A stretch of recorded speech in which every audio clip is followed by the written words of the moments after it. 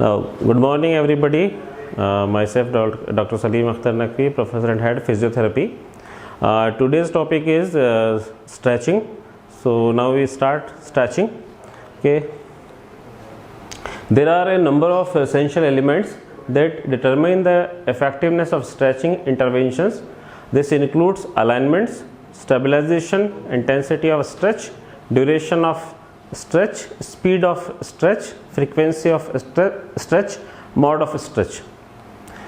Now we discuss the alignment. What is alignment? Okay, proper alignment or positioning of the patient and the specific muscle and joints are to be stretched is necessary for patient comfort and stability during stretching. Alignment influences the amount of tension present in soft tissue and consequently affects the ROM available in joints alignment.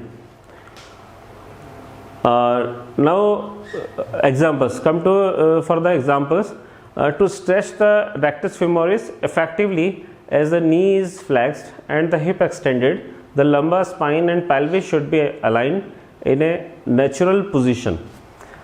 The pelvis should not tilt anteriorly, nor should the low back extend. The hip should not abduct or remain flexed.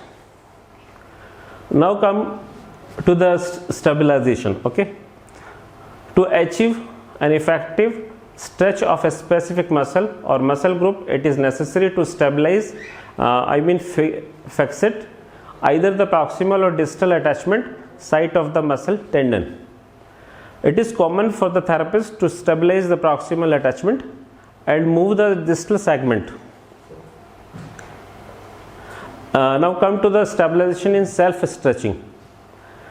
During self-stretching, it is often the distal attachment that is stabilized as the proximal segment moves. Second one is, for self-stretching procedures, a stationary object such as a chair or a diaphragm or active muscle contractions by the patient may provide stabilization. Now come to the intensity of a stretch. The intensity, magnitude of a stretch force is determined by the load placed on soft tissue to elongate it.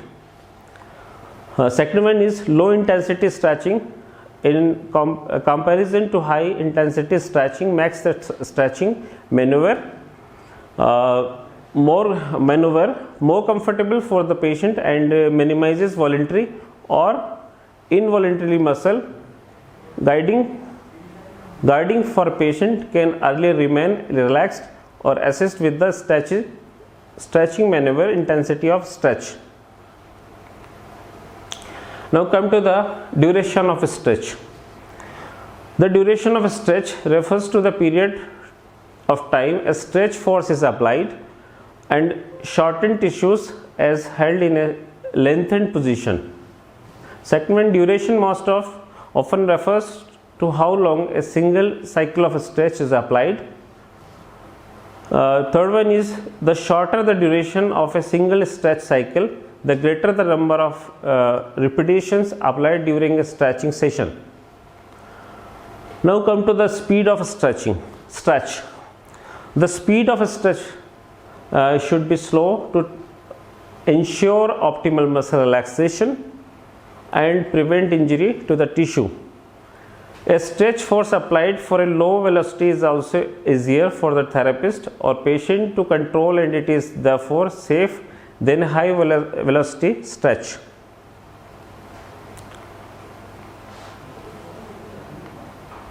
Now come to the frequency of a stretch. What is frequency of a stretch? Frequency of a stretching refers to the number of sessions per day or per week a patient carries out a stretching regime.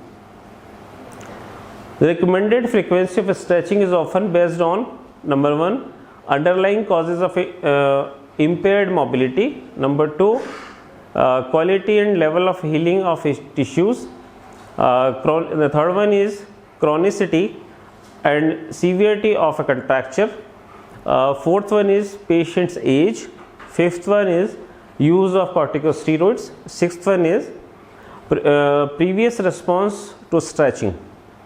Frequency is a weekly basis, ranges from 2 to 5 sessions, allowing time for rest between sessions for tissue healing and to minimize post-exercise soreness.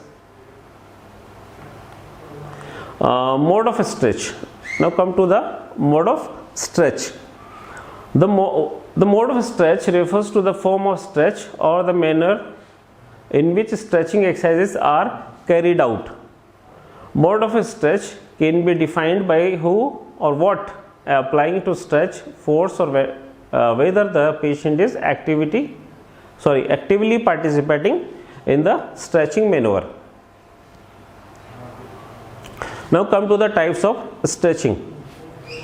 Number 1 is static stretching, cycling, intermittent stretching, ballistic stretching, proprioceptive neuromuscular facilitation stretching procedures यानी PNF stretching, manual stretching, mechanical stretching, selective stretching, self stretching, passive stretching, active stretching. Now come to the static stretching. What is static stretching? Static stretching is a commonly used method of stretching in which soft tissue are elongated just past the point of tissue resistance and then held in the lengthened position with a sustained stretch force a period of time.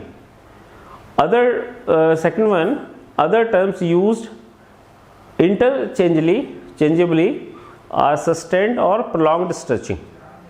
Third one is that duration of static stretching is predetermined prior to stretching or based on the patient's tolerance and response during the stretching procedure. Now come to the ballistic stretching. What is ballistic stretching? A rapid, forceful, intermittent stretch that a high speed and high intensity stretch is commonly called ballistic stretching. It is characterized by the use of quick bouncing movements that create movement to carry the body segments through the ROM to stretch shortened structure. Now you can see the diagrams also. Third one, ballistic stretching has been shown in increased ROM safely in young healthy subjects but not recommended for the elderly or sedentary individuals or patients with musculoskeletal pathology or chronic contractures. Means this is the contraindicated for elderly and sedentary individuals. Now come to the manual stretching. During manual stretching, a therapist or other trained practitioner or caregiver applies an external force to move the involved body segment slightly beyond the point of tissue resistance and available ROM. The therapist manually controls the site of stabilization as well as the direction, speed, intensity and duration of the stretch. It is controlled end range, static, progressive stretch applied at the intensity consistent with the patient's comfort level held for 15 to 60 seconds and repeated for at least several repetitions. Now come to the mechanical stretching. What is mechanical stretching? There are many ways to use equipment to stretch, shorten tissue and increase ROM. The equipment can be as simple as a weight cuff or weight pulley system, as a sophisticated as some adjustable orthosis or automated stretching machines. It is the responsibility of a therapist to recommend the type of stretching device that a most suitable patient. A therapist may also be involved in the fabrication of a serial cast of splints. Mechanical stretching devices apply very low intensity stretch force, means low load, over a prolonged period of time to create relatively permanent lengthening of soft tissues. You can see the diagram. Now come to the selective stretching. What is selective stretching? Selective stretching is a process whereby the overall oral function of a patient may be improved by applying stretching techniques selectively to some muscles and joints, but allowing limitation of motions to develop in other muscle or joint. Thank you.